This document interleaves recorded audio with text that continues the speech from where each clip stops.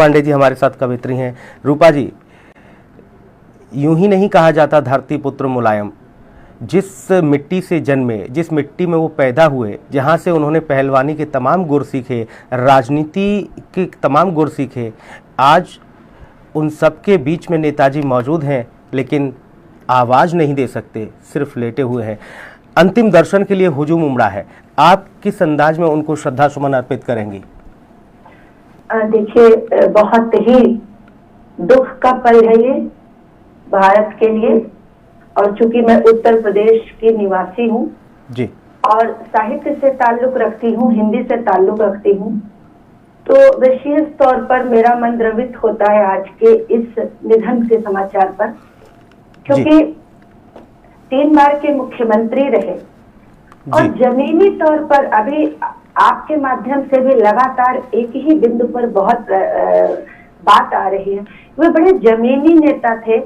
जमीन से उठकर उन्होंने मुख्यमंत्री की कुर्सी को संभाला, बहुत चुनौतियों को भी झेला, कई बड़े ऐसे कड़े फैसले भी उनके जीवन में शामिल रहे जिससे उनका बहुत आलोचना भी हुई। और चूंकि वो हिंदी की बात मैंने इसलिए की कि ज्यादा राजनीतिक चर्चा करूं, इससे ज्यादा मुझे इस वक्त मुझे लगता है कि मैं वो श्रद्धांजलि जरूर दूं जो माननीय नेताजी के लिए एक साहित्यकार को देनी चाहिए। बिल्कुल। वे हिंदी के बड़े पक्षधर थे, हिंदी के बड़े पैरोकार थे। वो ऐसे जमीनी नेता थे जिन्होंने हिंदी को, अभी आपने ही बताया कि वो इतने तक हिंदी के पैरोकार, इतने हिंदी के उद्धारक के रूप में अपने को लाते थे कि उन्होंने अंग्रेजी शिक्षकों की नौकरियां तक समाप्त करने के कई निर्णय सोचे। यानी कि उनके अंदर देसीपन बहुत था, मातृभाषा के लिए बड़ा आदर था। और ये हम सब जानते हैं कि कवि कविता और साहित्य गतिविधियां, देखिए यश भारती जैसे पुरस्कार स्थापित करना, और उनके स्वयं के गुरुजी भी कवि समाज से हैं, वो स्वयं शिक्षक थे। तो एक पढ़ा लिखा वर्ग है, उसका वो आदर बहुत करते थे। यानी जो बुद्धिजीवी वर्ग है, जो साहित्य के साधक है, जो कविता लिखते हैं, उन कविताओं के प्रति उनका आदर था। तो मैं आज उनको विनम्र श्रद्धांजलि अर्पित करती हूँ संपूर्ण साहित्य समाज की ओर से, और हर उस कवि की ओर से जिनको नेताजी ने सराहा और उनकी उत्साह को बढ़ाया, कलम को मजबूत करने का कार्य किया।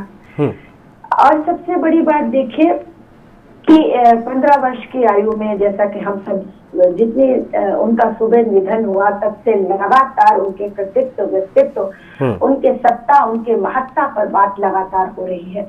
तो उन्होंने 15 वर्ष की आयु में जब शुरुआत की माननीय लोहिया जी के साथ, उस वक्त भी आंदोलन से की, यानी कि सिंचाई की, जो नहर से सिंचाई के में दिक्कतें आ रही थी, उसको लेकर 15 वर्षीय अवस्था में आंदोलन से जुड़ जाना, और ऐसे बड़े विचारक के साथ लोहिया जैसे जो धरातल से ताल्लुक रखते हैं।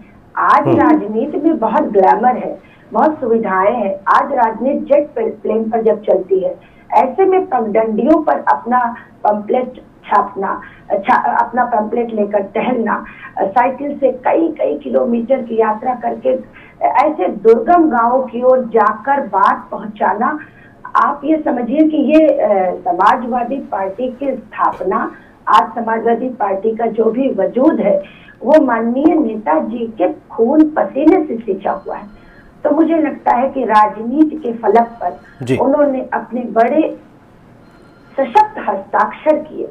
हालांकि उनके विचार या दूसरे के विचार में असहमति हो सकती है, कई उनके ऐसे फैसले हैं जिससे असहमति हो सकती है, लेकिन उनके दमखम, उनके क्रांतिकारी रूप, उनके आंदोलनकारी रूप और उनकी दृढ़ संकल्पिता पर कोई प्रश्न नहीं लगा। जब जब चुनौती आई है तो हम लोगों ने पढ़ा है, मैंने तो पढ़ा ही है क्योंकि मैं व्यक्तिगत तौर पर तो उनके संपर्क में नहीं थी, लेकिन मैंने सुना था कि वो बात के पक्के थे, वो बातों के धनी थे, कार्यकर्ताओं को नाम से पुकारते थे, न केवल नाम से बल्कि अगर कार्यकर्ता खड़ा है तो उससे जिले से पुकारते थे कि अम्बेडकर नगर क्या हाल है तुम्हारे यहाँ का।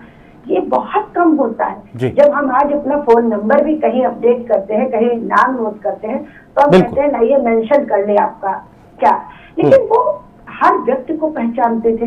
ये बहुत बड़ी बात है, आज बहुत बड़ी क्षति हुई है। जी बिल्कुल। और जाहिर तौर पर रूपा जी मैं आपके पास दोबारा लौटूं और कुछ अल्फाजों में कुछ जो कविता के माध्यम से आप उन्हें श्रद्धांजलि अर्पित करें, लेकिन उससे पहले सैफई में जिस स्थान पर पूर्व मुख्यमंत्री मुलायम सिंह यादव का अंतिम संस्कार किया जाएगा उस जगह का जायजा लिया है हिंदी खबर के